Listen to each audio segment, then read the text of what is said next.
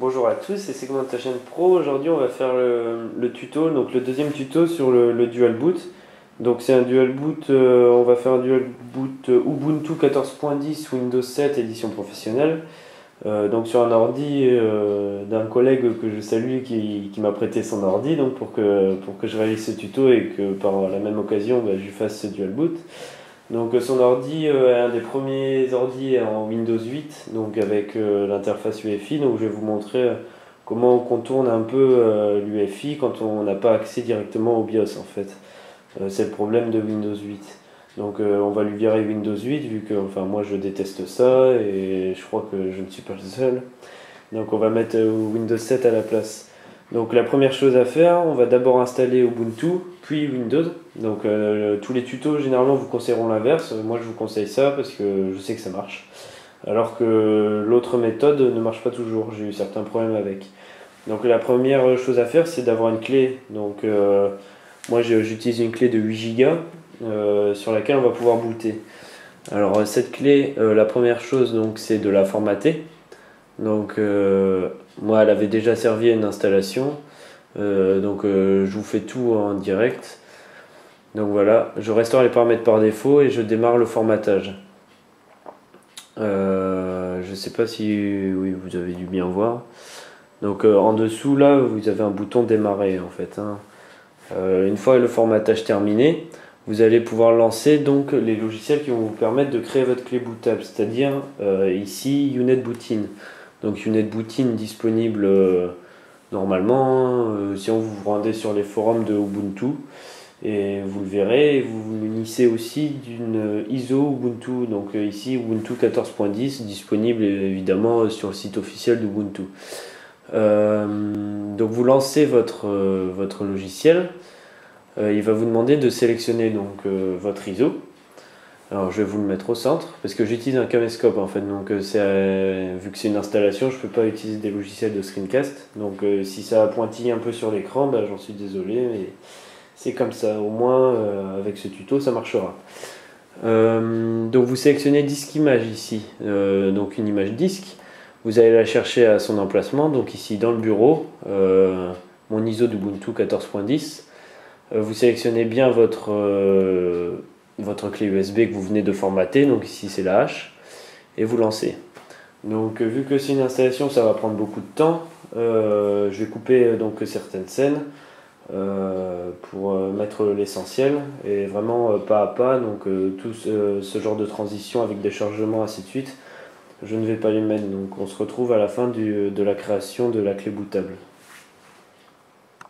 Donc voilà, on se retrouve à la fin de la génération de la clé bootable. Donc là, il faut bien que vous compreniez, donc j'ai pris un autre PC, donc il faut toujours avoir un PC quand même équipé sous Windows parce que la plupart des logiciels sont disponibles sous Windows. Je ne dirais pas que je suis plus fan de Windows ou Ubuntu, ou Linux entre autres. Mais bon, toujours avoir un ordinateur qui marche donc pour pouvoir avoir les logiciels. Donc là je vais passer sous le PC de celui qui me l'a prêté donc et je vais vous montrer comment on désactive en gros le démarrage rapide et ce qui nous permet d'accéder au BIOS du PC pour pouvoir en fait booter sur la clé qu'on vient de créer en fait. Donc voilà, on se retrouve donc sur un autre PC. Donc on se retrouve là sous l'autre PC. Alors en fait on va pouvoir échapper au redémarrage, à comment désactiver le redémarrage rapide de Windows 8 parce que en mitraillant un peu les touches donc F1, F2, F3, F4 et ainsi de suite de votre clavier, il est possible que vous arriviez sur cette interface et c'est ce qui s'est passé là. Donc la touche, donc c'est un Packard Bell. Je ne connais pas le modèle exact, mais en gros, la touche qui permet d'arriver sur cette interface, c'est F2. À partir de cette interface, on va pouvoir donc modifier l'ordre de boot pour faire passer la clé USB en priorité. Donc normalement, le système boot, c'est-à-dire quand on dit boot, c'est démarre donc sur son disque dur interne et l'OS qui est installé, donc ici Windows 8. Et nous, on va pouvoir, donc, en allant dans la rubrique boot, demander à ce qu'il démarre en fait en priorité sur l'USB, donc le périphérique USB. Pour ça, donc, on va descendre là. Bon, premièrement, moi je maîtrise pas trop tout ça, donc on va laisser UEFI, sachant que vous pouvez, si vous le voulez, changer en Legacy BIOS. Donc UEFI est détesté. Legacy BIOS, je ne sais pas, mais déjà on va voir si juste en changeant l'ordre de boot, ça permet de booter donc, sur la clé. Donc pour ceci, donc, vous vous placez là et vous faites les touches F5 ou F6 pour remonter. Donc ici F6 et vous allez remonter en haut. Voilà. Donc une fois remonté en haut, vous pouvez save and exit, donc F10. Et normalement, si tout se passe bien, il devrait booter directement sur la clé. Si ça se passe pas bien, ça veut dire qu'il faudra activer. Donc voilà, il boot in secure mode. Voilà, donc là il est sur la clé. Donc sur la clé qu'on a rendu bootable tout à l'heure, il a été installé ceci. Donc on peut, et c'est ce qu'on va faire, donc essayer Ubuntu sans l'installer en fait. C'est-à-dire qu'il va tout faire à partir de la clé où on peut directement installer Ubuntu. Donc nous, pour avoir un disque propre, ainsi de suite, on va essayer Ubuntu sans l'installer. Donc vous appuyez sur Entrée.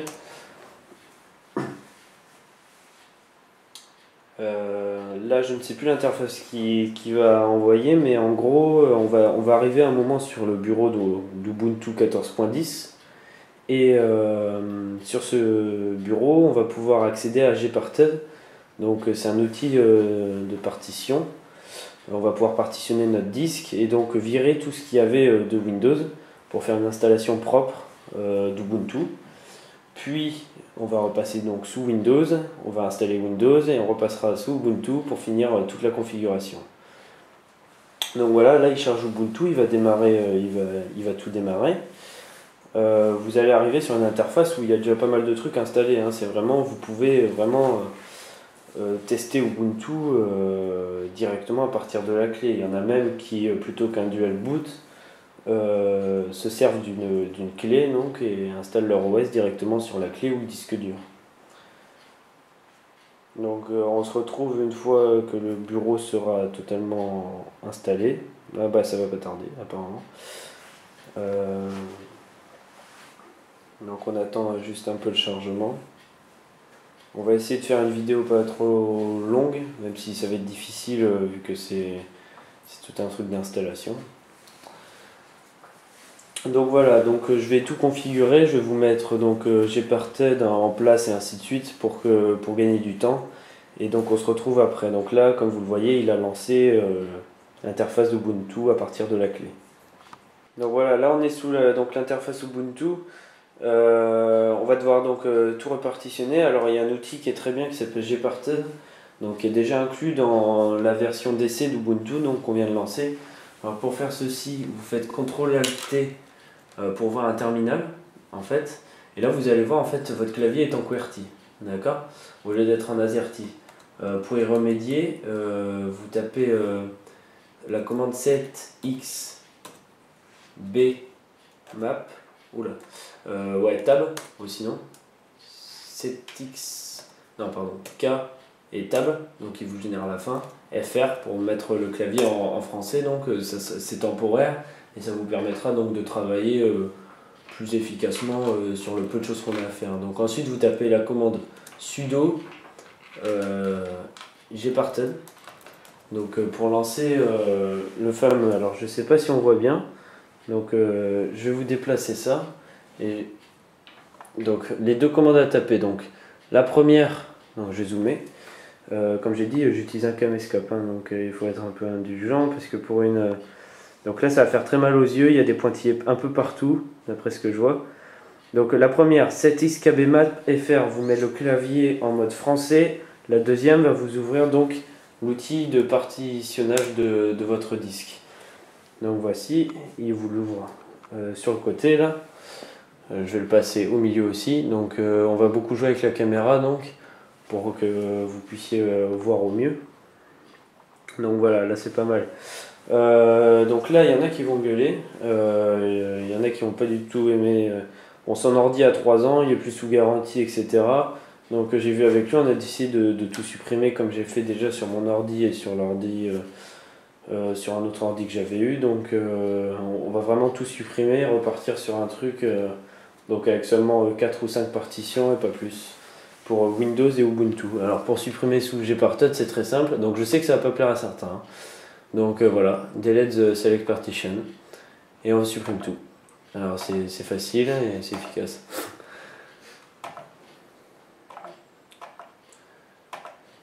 Donc en fait l'objectif de ça c'est de revoir la totalité de l'espace donc non alloué. Voilà, on n'oublie pas, surtout pas d'appliquer ces opérations. Donc voilà, ici on confirme. Donc là il travaille en interne. Donc on va voir qu'on a donc un espace disque de 465. Donc j'ai vu avec celui qui m'a passé l'ordi, on va faire donc 200 Go pour Windows, 200 Go de partition commune à Windows et Ubuntu, et ce qui reste on va le donner à Ubuntu en fait, donc 65 Go. La raison de ceci c'est tout simplement que Windows permet donc d'installer des jeux, enfin Windows ou Ubuntu, mais on installe souvent des jeux sous Windows en fait. Donc on a besoin de plus de mémoire, ce qu'on ne peut pas faire sous Ubuntu. Les jeux sous Ubuntu sont pas aussi développés que sous Windows. Donc suivant comment on veut utiliser l'ordinateur. Bon, son ordinateur n'a pas une grosse carte graphique. De toute façon on verra un peu, voir il en a pas du tout, il me fait signe. Mais on verra tout ça après quand on s'occupera donc tout à la fin des drivers. Donc, une fois toutes les partitions supprimées, on va en fait installer Ubuntu. Donc, vous avez un icône qui est en haut. Donc, je vais dézoomer. Il est ici, là, en haut. Donc, je vais vous le placer au milieu, comme d'hab. Voilà. Donc, c'est cette icône qui va vous permettre en fait de tout installer et donc de lancer, l'outil d'installation d'Ubuntu. Donc on va le lancer, on va voir ce que ça donne. Je vous reprends donc pendant l'installation, il va y avoir un temps de chargement, etc. Je vous reprends donc à la fin. Enfin à la fin du temps de chargement. Donc voilà, on est sous l'interface d'installation d'Ubuntu. Donc comme toute installation, on va suivre pas à pas ce qu'on nous demande. Sachant que pendant cette installation, on va devoir définir 2 partitions pour Ubuntu. Donc, on va pas se connecter à la Wi-Fi pour le moment, d'accord. On le fera plus tard parce que là, on n'a pas trop le temps que je rentre tout le code et ainsi de suite. C'est pas grave pour l'installation. Bon, ça va être une installation moche, donc voilà, il vous propose plein de choses. Donc s'il vérifie que tout est relié au secteur et connecté à internet, donc ici c'est pas le cas. Par contre on a bien l'espace disque nécessaire. Je clique quand même là généralement pour installer le greffon, mais je sais même pas si, vu qu'on n'est pas connecté à internet, je sais pas s'il l'installe vraiment en fait. Donc là il va ramer un peu, il va chercher et ensuite normalement il va nous demander de soit faire une installation standard, donc d'installer Ubuntu tout simplement, soit donc de partitionner nous-mêmes notre disque. Donc on fera 2 partitions, une X4 donc avec un point de montage à la racine, donc ça c'est un peu technique en fait. Donc voilà, donc là on y est, on clique bien sur autre chose. De toute façon tout ce qu'on fera comme installation pendant ce tuto, ça sera autre chose en fait. Alors, on va pas suivre les trucs par défaut, c'est pas bon. Donc voilà, là on arrive donc, on a 500 Go donc d'espace non alloué et on va créer donc les partitions. Donc on clique sur le plus, donc on se place sur l'espace libre, on clique sur le plus. Et donc là on partitionne notre disque. On a dit qu'on donnerait, donc si on fait 200, 200, ça veut dire qu'il va rester 100 Go pour Ubuntu au final. Donc on va les donner, donc on va marquer donc les 100 Go.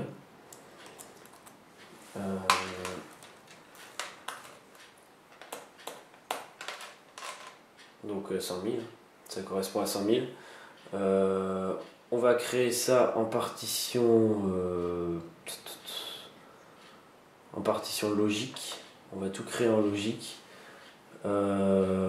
Partie système de fichiers journaliers. Bon, en fait, on va d'abord créer une partition spéciale qui s'applique qu'à Linux. C'est une partition swap en fait de 4 Go. Donc ça, c'est au cas où votre RAM est pleine, ça évite que votre système plante en fait. Donc 4 Go en logique, on envoie, ok. Et on va créer donc ce qui reste. Donc on va créer donc 96 Go pour Ubuntu en fait. Sachant que le reste sera pour Windows et la partition commune. Donc en logique aussi. Hop. On va créer. Moi j'aime bien les chiffres ronds. Alors 96 logique. Donc système de fichiers journaliers X4 et là en point de montage on choisit la racine. Donc voilà. C'est la seule partie à faire sur un peu technique sur l'installation donc d'Ubuntu. On envoie. Donc il va la créer. Voilà. Ici on choisit bien donc SDA tout en bas. Et on peut donc maintenant on vérifie tout. On peut lancer donc maintenant l'installation donc d'Ubuntu. Tout est bien configuré et tout le reste se fera en fait avec l'installation et l'interface d'installation de Windows en fait. Toutes les autres partitions se feront au moment de l'installation de Windows. Donc là, théoriquement, il va nous demander de rentrer les noms de plein de petits paramètres, en gros les noms d'ordi, les mots de passe. Donc je vais vous passer cette interface, on vérifie bien que ce soit ça, histoire que je ne rate rien. Donc voilà, tout ça c'est les paramètres, je vais vous passer ça.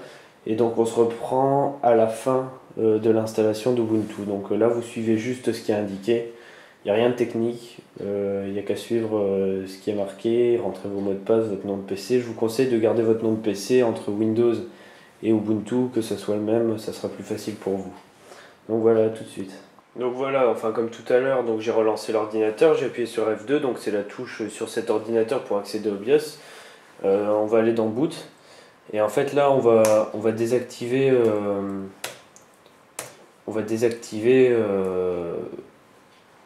l'UEFI, donc on va être en Legacy BIOS et on va voir s'il veut bien booter en fait sur la clé directement. Alors on va tester. Enfin s'il veut pas, enfin pas sur la clé mais sur donc l'OS qu'on vient d'installer, donc c'est le cas. Donc là on voit l'écran violet, généralement c'est bon signe quand on a installé Ubuntu. Il risque donc de démarrer directement sur Ubuntu vu qu'il n'a pas le choix entre différents systèmes d'exploitation. À la fin du tuto, on verra que quand on lancera ce menu, il nous demandera soit de lancer Windows, soit de lancer Ubuntu. Donc on va vérifier ça. Donc là par contre, je viens de l'entendre booter sous Ubuntu. Par contre, il n'y a rien qui s'affiche à l'écran, ce qui est un peu inquiétant.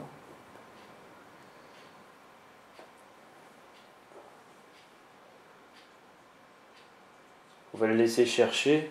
Bon, je vais couper la vidéo. Donc l'installation c'est bien faite vu que je l'ai entendu démarrer sous Ubuntu. On va faire la vidéo en deux parties, c'est-à-dire que la deuxième partie ça va être toute l'installation Windows et la configuration à la fin du double boot, donc pour pouvoir avoir le choix entre les deux systèmes d'exploitation. Et on va s'arrêter là pour aujourd'hui. Dans la prochaine vidéo, je dirai juste comment j'ai résolu le petit problème là d'écran noir. Et voilà. Bon, en fait, pour le bug donc à la fin de l'installation d'Ubuntu, donc le gros écran noir, donc Ubuntu qui s'affiche pas, c'est parce que l'autre abruti qui m'a filé son ordi a oublié de me préciser qu'il avait mis un DVD dans son lecteur de CD-DVD. Donc prenez bien soin au démarrage de virer vos CD et DVD, sinon ça vous fera ce petit bug. Comme ce que ça a fait à l'ordi de l'autre guignol là-bas. Donc voilà, allez, bon, je vous souhaite une bonne nuit parce que moi je vais me coucher. Et on se retrouve donc demain. Pour vous, il y a juste à cliquer sur le lien de l'autre vidéo pour l'installation donc de Windows. Allez, ciao les amis!